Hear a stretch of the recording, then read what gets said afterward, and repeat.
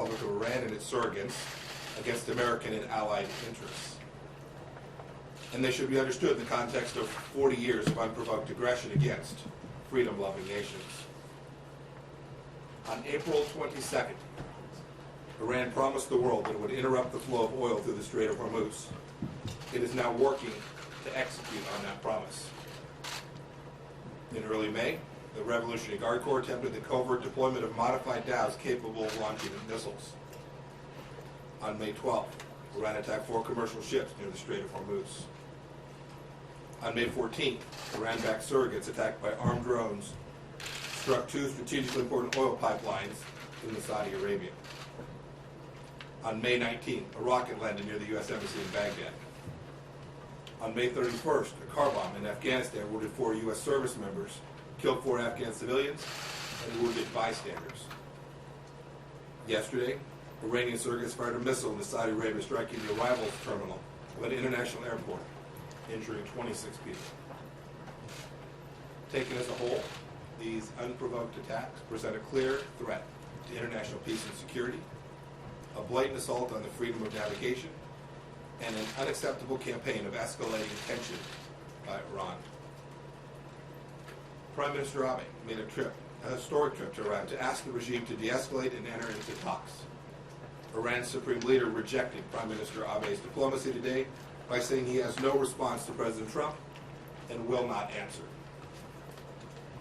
The supreme leader's government then insulted Japan by attacking a Japanese oil tanker just outside of Iranian waters, threatening the lives of the entire crew, creating a maritime emergency. Iran's foreign minister today responded to these attacks.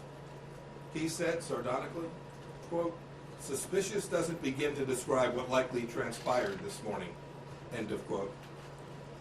Foreign Minister Zarif may think this is funny, but no one else in the world does. Iran is lashing out because the regime wants our successful maximum pressure campaign lifted. No economic sanctions entitle the Islamic Republic to attack innocent civilians, disrupt global oil markets, and engage in nuclear blackmail. The international community condemns Iran's assault on the freedom of navigation and the targeting of innocent civilians. Today I've instructed our UN Ambassador Jonathan Cohen to raise Iran's attacks in the UN Security Council meeting later this afternoon. Our policy remains an economic and diplomatic effort to bring Iran back to the negotiating table at the right time, to encourage a comprehensive deal that addresses the broad range of threats. Threats today apparent for all the world to see, to peace and security. Iran should meet diplomacy with diplomacy, not with terror, bloodshed, and extortion. The United States will defend its forces, interests, and stand with our partners and allies to safeguard global commerce and regional stability. And we call upon all nations threatened by Iran's provocative acts to join us in that endeavor. Thank you. Secretary Pompeo